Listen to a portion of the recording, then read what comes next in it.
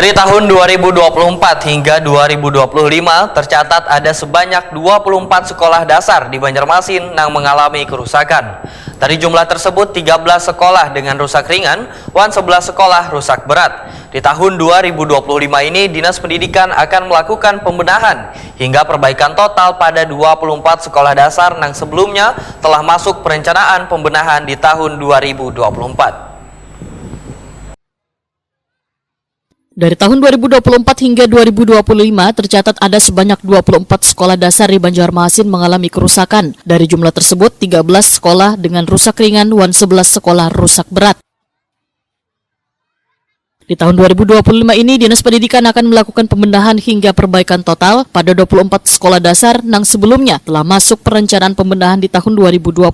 Demikian dipadahkan Kabid Pembinaan SD Dinas Pendidikan Banjarmasin Ibnul Qayyim. Wetakoni Prima TV tengah hari Senin 21 Juli 2025. Menurut Ibnul Qayyim, proses pengerjaan masih dalam tahap verifikasi dan penyelesaian di LPSE. Kemungkinan akan mulai dikerjakan pada awal Agustus 2025 dengan anggaran yang disiapkan sebesar 22 miliar rupiah. Jadi untuk 2024-2025 itu ada sekitar 24 sekolah yang terdata dalam perbaikan tahun 2025 ini. Jadi ada 11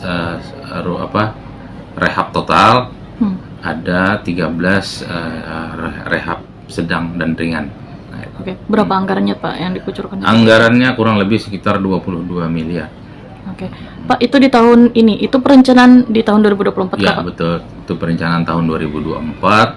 Jadi pelaksanaannya tahun 2025 ini. Oke, Pak, itu mulaikah sudah nih Pak berlangsung atau seperti apa masih prosesnya Pak? Sekarang prosesnya sudah di LPSE, jadi kita menunggu hasilnya. Jadi mudah-mudahan awal Agustus sudah bisa melakukan pelaksanaan pekerjaannya. Ibnul Qayyim berharap pihak sekolah yang infrastruktur bangunan sekolahnya mulai mengalami kerusakan dapat mengajukan perbaikan ke Dinas Pendidikan.